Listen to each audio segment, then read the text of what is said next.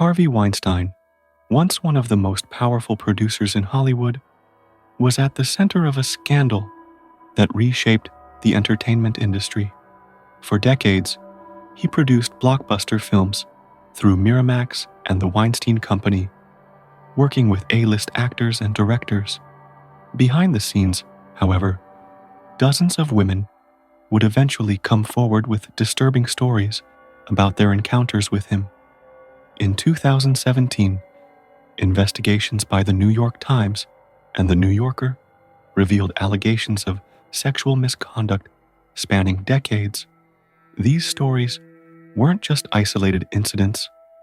They painted a pattern of Weinstein using his influence to coerce actresses and employees into unwanted situations.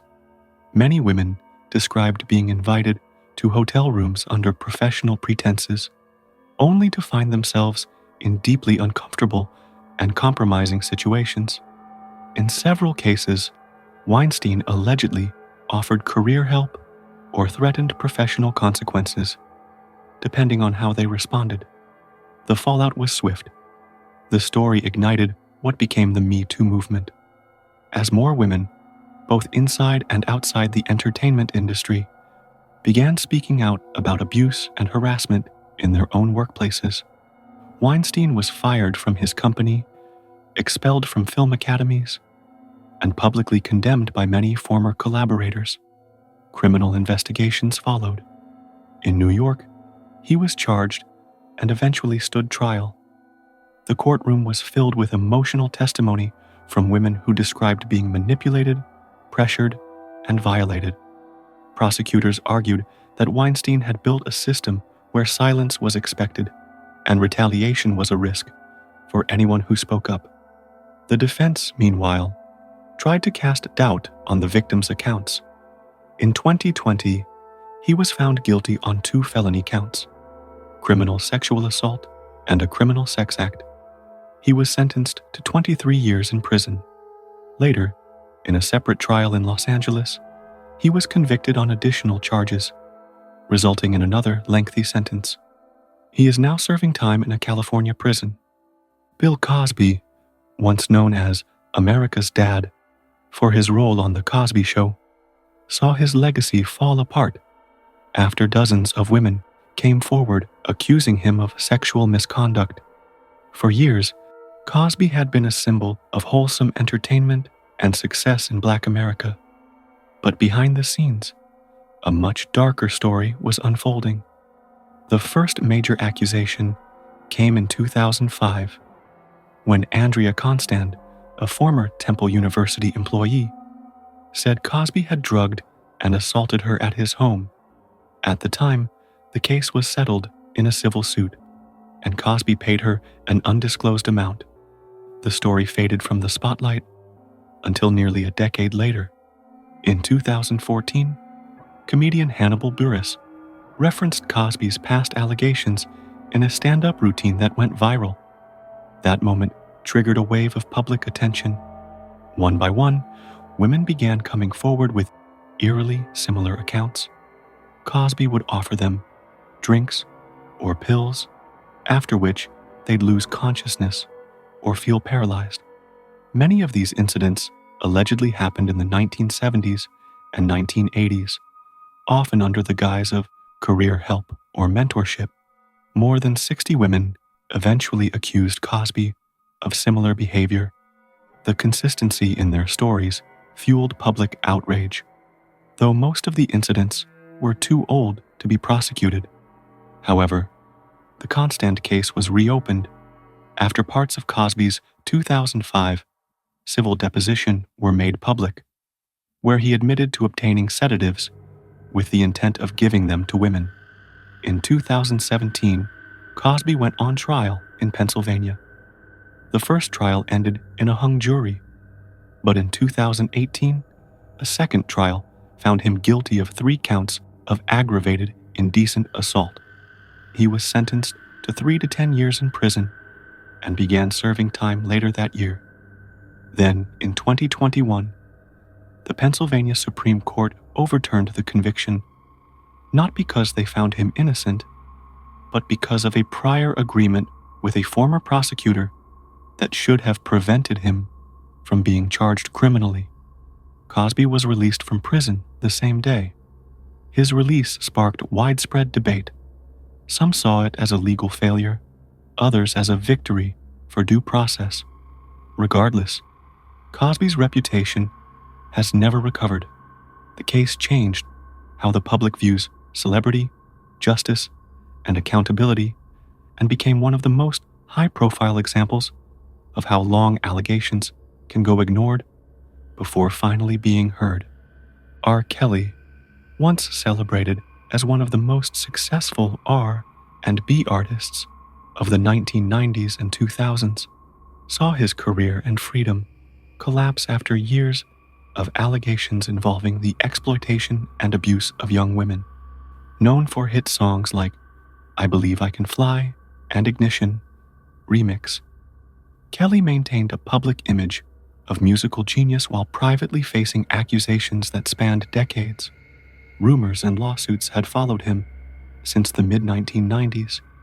In 1994, he made headlines for secretly marrying singer Aaliyah when she was just 15, with falsified paperwork claiming she was 18. That marriage was later annulled, but questions about his relationships with underage girls persisted. In 2002, Kelly was indicted on child pornography charges after a video allegedly showing him with a minor surfaced. He denied the allegations, and in 2008, he was acquitted when the alleged victim declined to testify.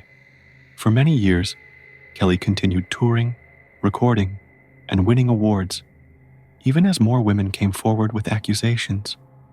They described being lured into relationships with promises of mentorship or music careers, only to face strict control over their movements, communication, and appearance.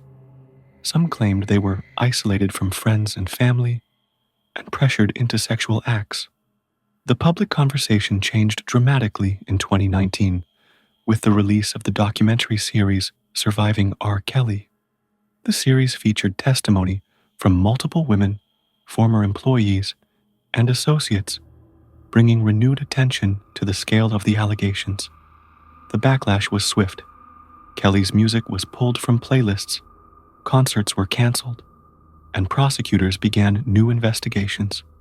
In 2019, Kelly was arrested on federal charges in Chicago and New York, including sex trafficking, production of child, and obstruction of justice. The charges painted a picture of a long-running operation in which Kelly used his fame to recruit and exploit young women and girls. His trial in New York in 2021 featured testimony from multiple victims who described abuse, manipulation, and intimidation. That year, Kelly was found guilty on all counts in the New York case, including racketeering and sex trafficking. In 2022, he was sentenced to 30 years in prison. In a separate Chicago trial in 2023, he was convicted on additional child and enticement charges, adding to his prison time. Jeffrey Epstein was a wealthy financier with powerful friends in politics, business, and entertainment. To the public, he appeared as a mysterious figure who moved in elite circles, often hosting lavish parties and funding philanthropic projects.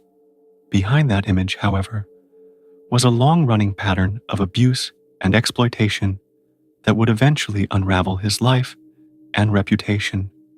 Epstein's crimes first drew major attention in 2005 when the family of a 14-year-old girl in Florida contacted police, claiming she had been abused after being lured to his Palm Beach mansion under the pretense of giving a massage. The investigation uncovered multiple young women with similar stories. Many said they were recruited by other girls, paid for massages, and then pressured or forced into sexual acts. In 2008, Epstein reached a controversial deal with federal prosecutors. He pleaded guilty to lesser state charges of soliciting prostitution from a minor.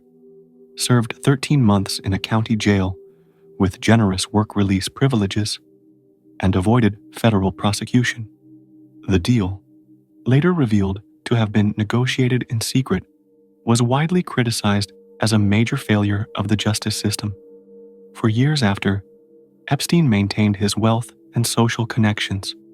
He continued traveling internationally and associating with influential people. But in 2018, investigative reporting by the Miami Herald revisited his case, interviewing many of his accusers and exposing how lenient his previous sentence had been. Public outrage followed, and federal authorities reopened the investigation. In July 2019, Epstein was arrested at a New Jersey airport and charged with sex trafficking of minors. Prosecutors alleged he ran a network that recruited and abused underage girls, often paying them to bring in others. Court documents and witness accounts described an organized system designed to keep the operation going for years, involving private jets, multiple properties, and a tight inner circle that helped facilitate his crimes. Epstein pleaded not guilty, but he was denied bail due to the seriousness of the charges and the risk of flight. The case drew intense media coverage, both for its disturbing details and for the high-profile individuals linked to him.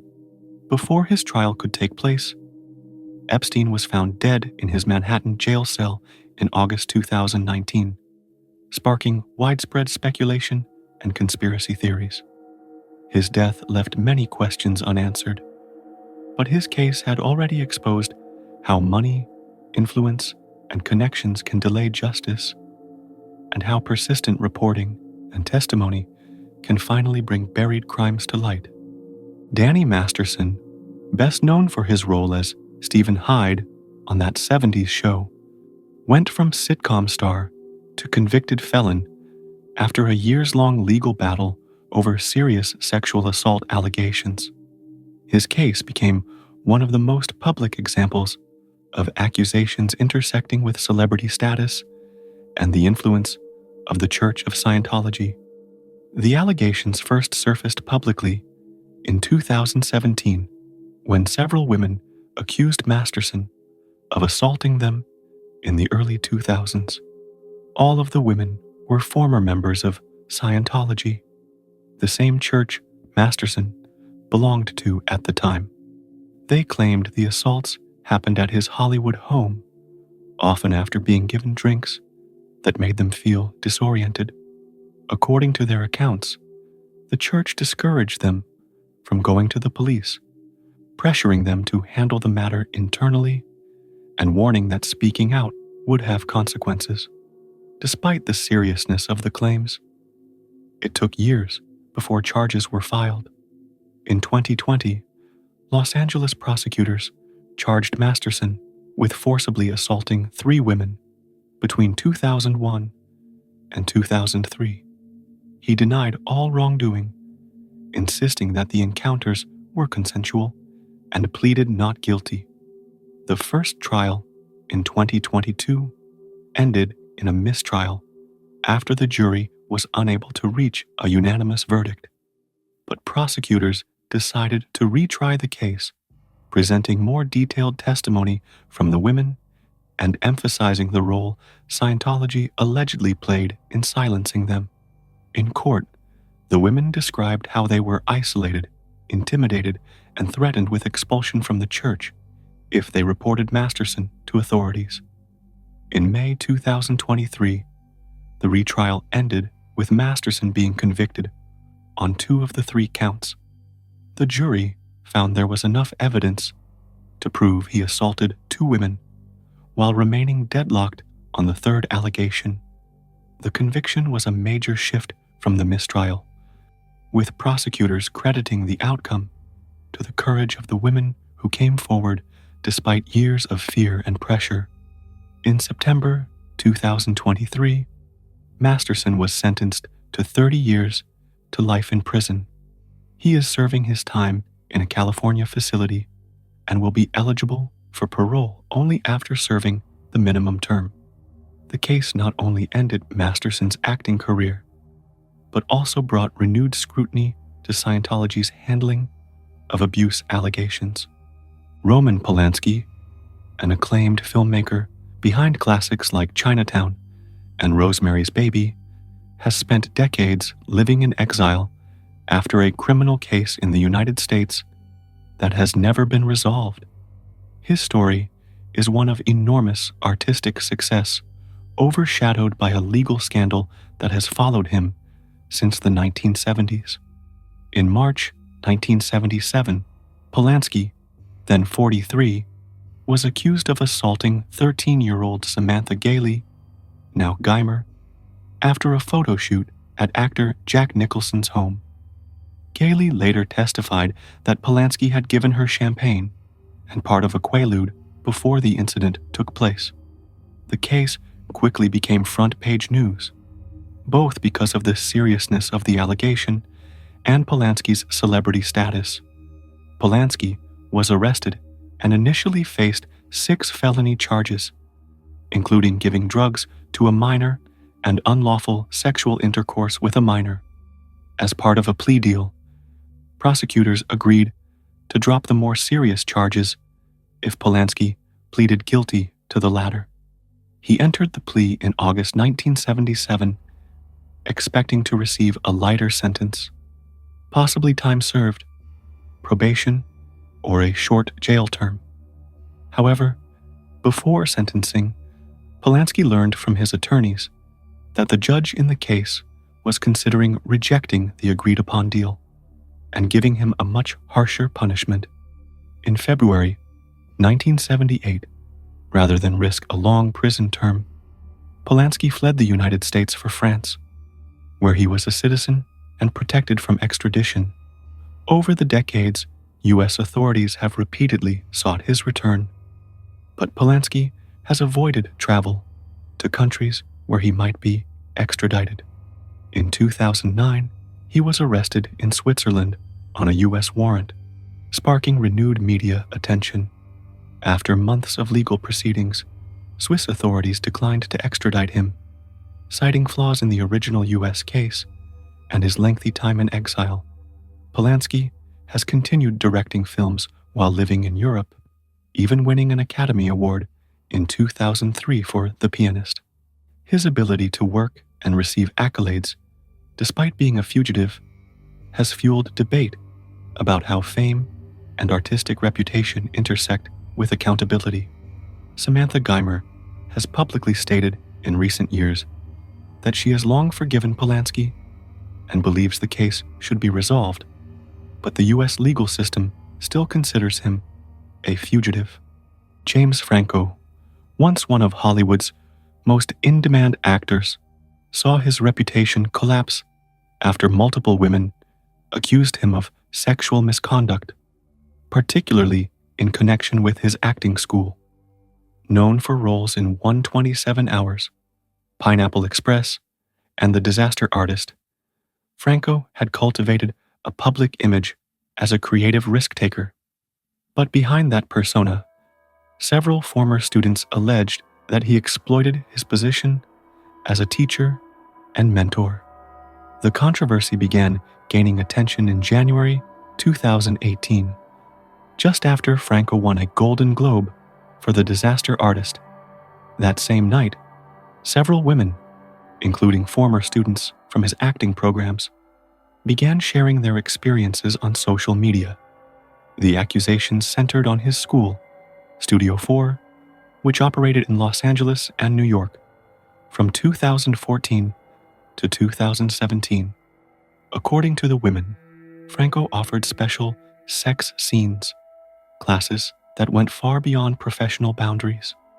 They claimed he pressured students into explicit acts during on-camera exercises, sometimes simulating sexual acts while being fully nude. Some also allege that he promised career opportunities in exchange for participation, only for those opportunities to never materialize. In 2019, 2 former students, Sarah Tither Kaplan and Tony Gall, filed a lawsuit against Franco, his production company, and his partners. The suit accused him of using his school as a way to create a pipeline of young women who could be pressured into sexual situations under the guise of training. They claimed that scenes shot in class were not part of legitimate industry practices, and that students who refused were often sidelined or punished professionally. Franco denied the allegations, but in 2021 agreed to settle the lawsuit for $2.2 million without admitting wrongdoing. As part of the settlement, his former students released detailed statements about how the environment at Studio 4 blurred professional lines and fostered coercive situations. In late 2021, Franco gave his first in-depth public comments on the matter, admitting that he had engaged in sexual relationships with students while teaching, something he now described as wrong and unprofessional. He acknowledged struggling with what he called a sex addiction, but maintained that he had not engaged in non-consensual acts. The fallout was significant. Franco's Hollywood career stalled, with many collaborators distancing themselves from him. Andrew Tate, a former kickboxing champion turned social media personality, built a massive online following by promoting a flashy, controversial lifestyle. Known for his outspoken and often polarizing views, Tate presented himself as a self-made millionaire who could teach men how to gain wealth, status, and influence. But behind his online persona, Romanian authorities allege he was running a criminal operation built on exploitation. In December 2022, Tate, his brother Tristan, and 2 Romanian women were arrested as part of a human trafficking investigation. Prosecutors claimed that the group recruited women through false promises of romance or professional opportunities, then pressured them into creating explicit online content for profit. According to investigators, the alleged victims were controlled through intimidation, surveillance, and manipulation, with their earnings taken by Tate and his associates. Authorities said the operation involved what is sometimes called the lover boy method, building trust and affection before persuading someone to move in or travel, only for that person to be coerced into producing adult material. Romanian prosecutors reported that several women were housed in properties controlled by Tate, where they were filmed for online platforms. The case gained global attention, partly because of Tate's notoriety on social media and his public feud with various critics. Supporters argued that the charges were politically motivated or exaggerated, while detractors saw the allegations as consistent with his public attitudes toward women. In June 2023, Tate was formally charged in Romania with human trafficking, forming an organized criminal group, and sexual exploitation. He denied all allegations, calling the case a conspiracy against him. While awaiting trial, Tate was held in detention for several months before being moved to house arrest, and later placed under judicial control, which restricted his travel and activities. Romanian authorities also pursued financial investigations, seizing luxury cars, watches, and properties allegedly bought with proceeds from the operation. Meanwhile, prosecutors in the UK reopened inquiries into separate allegations from years earlier. As of now, Tate has not been convicted, and his trial in Romania is ongoing. Louis C.K., once one of the most respected comedians in the world, saw his career derailed in 2017 after multiple women accused him of sexual misconduct. Known for his brutally honest stand-up and acclaimed TV series Louis C.K. had built a reputation for exposing uncomfortable truths on stage, but the allegations against him revealed disturbing behavior that many said had been whispered about in comedy circles for years. The accusations became public in November 2017 when the New York Times published a report detailing the accounts of 5 women. Their stories shared a similar pattern.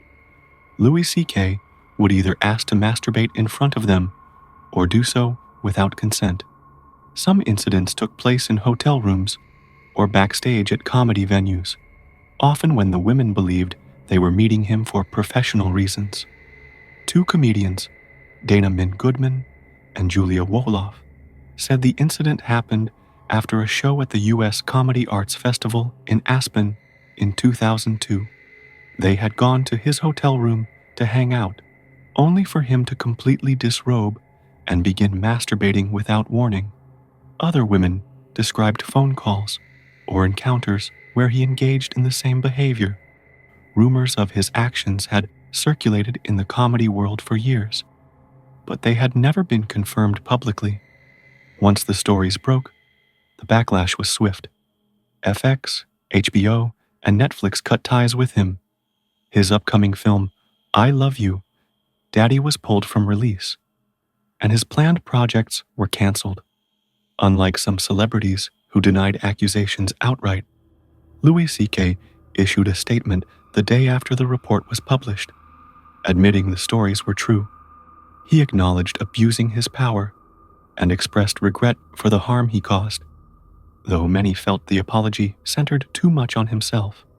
After a year largely out of the public eye, Louis C.K. began performing again in 2018, sparking debate over whether he had returned too soon and whether his actions should allow for a comeback at all.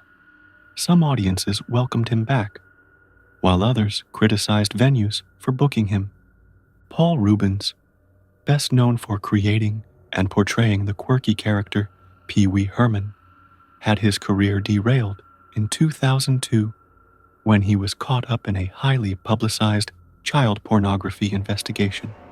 The case surprised many fans, as Reubens had built his fame on an eccentric, family-friendly persona through Pee-wee's Playhouse and the hit film Pee-wee's Big Adventure. The investigation began when police searched the home of actor Jeffrey Jones, who was facing unrelated charges. During that search, they discovered items that led them to Reubens.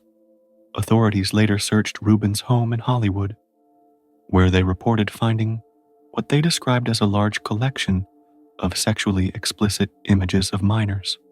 Reubens, however, claimed the materials were part of a vintage erotica collection that included items dating back to the 19th century, insisting they were legal to own. Prosecutors ultimately charged Reubens with a misdemeanor count of possessing obscene material depicting a minor. In 2004, he avoided trial by agreeing to plead guilty to the lesser charge of possessing obscene material not involving minors, while still acknowledging that some of the seized items were questionable under the law. As part of the plea deal, he was placed on 3 years probation, ordered to register his address with the sheriff's office, and barred from being around children without a responsible adult present during that period. The case sparked debate over where the line should be drawn between art, erotica, and illegal material. Reubens maintained that his collection was misunderstood and that prosecutors had exaggerated the allegations. Despite his defense, the public association between the Pee Wee Herman character and the charges severely damaged his reputation. For years, Reubens stayed mostly out of the spotlight, occasionally appearing in small roles, but avoiding major public attention. Gradually, he began to make a comeback, appearing in films like Blow and guest starring on TV shows. By the 2010s, he had revived Pee Wee Herman for stage appearances and a Netflix movie, though the controversy from the early 2000s was never fully forgotten. Gary Glitter, born Paul Gadd, was a glam rock star of the 1970s, known for hits like Rock and Roll, Part 2, and his flamboyant stage presence. At the height of his career, he was a chart-topping performer with a devoted fan base. Decades later, however, his musical legacy would be overshadowed by a string of criminal convictions, involving sexual offenses against minors that spanned multiple countries. The first major scandal erupted in 1997 when a computer repair shop in the UK found thousands of illegal images of children on Glitter's laptop. He was arrested, pleaded guilty to possession of the material, and served 4 months in prison. The conviction ended his career in the UK, with radio stations dropping his music and venues refusing to book him. After his release, Glitter left Britain and lived abroad for several years. In 2006, while in Vietnam, he was convicted of committing obscene acts with 2 girls aged 10 and 11. He served nearly 3 years in prison before being deported back to the UK. In 2012, Glitter was arrested again in London as part of Operation Yewtree, the wide-ranging investigation into historic sexual abuse sparked by revelations about Jimmy Savile.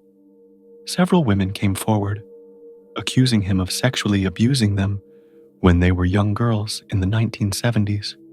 In 2015, Glitter was convicted of attempted sexual assault, sexual intercourse with a girl under 13, and multiple counts of indecent assault. These offenses involved 3 victims and took place at the height of his fame. The trial painted a picture of Glitter using his celebrity status to gain access to young fans, often inviting them to his dressing room or home. He was sentenced to 16 years in prison. His music, once a staple at sports events and in pop culture, was largely banned from public use. In early 2023, Glitter was released on license after serving half his sentence, but he was quickly recalled to prison for breaching his probation terms. His repeated offenses and international convictions have made him one of the most infamous figures to emerge from the Operation Yewtree investigations. Jared Fogle became a household name in the late 1990s as the face of Subway's advertising campaign. His story, losing more than 200 pounds by eating the chain's sandwiches, turned him into an unlikely celebrity, with appearances on television, in commercials, and at public events across the United States. For years, he was celebrated as an inspirational figure. That image came crashing down in 2015 when he was arrested on charges related to child exploitation and possession of illegal sexual material involving minors. The investigation into Fogle began indirectly. Authorities were first looking into Russell Taylor, the executive director of Fogle's charitable foundation. In 2015, Taylor was arrested after police found videos and images of minors in his home. This discovery led investigators to Fogle, uncovering evidence that he had not only received such material from Taylor, but had also engaged in sexual acts with minors during trips to other states. According to prosecutors, Fogle traveled to pay for sexual encounters with minors and repeatedly sought out underage individuals. Court documents revealed disturbing text messages, recordings, and witness accounts that showed a pattern of predatory behavior spanning years. He also possessed a large collection of explicit material involving minors, much of it provided by Taylor. In August 2015, Fogle agreed to plead guilty to 2 counts: traveling to engage in illicit sexual conduct with a minor and possession of child pornography. As part of his plea deal, he admitted to paying for sex acts with at least 2 minors and acknowledged receiving illicit images involving children as young as 6. In November 2015, Fogle was sentenced to 15 years and 8 months in federal prison, followed by lifetime supervision upon release. He was also ordered to pay $1.4 million in restitution to 14 victims, as well as register as a sex offender. The case shocked the public not only because of the Fogle's fame, but because of how carefully his public image had been cultivated as a role model. Subway immediately cut ties with him, and removed all advertising featuring his likeness. Thanks for watching, and if you found this video interesting, make sure to leave a like. If you would like a part 2, comment below your thoughts, and subscribe for more videos like this one. See you in the next one.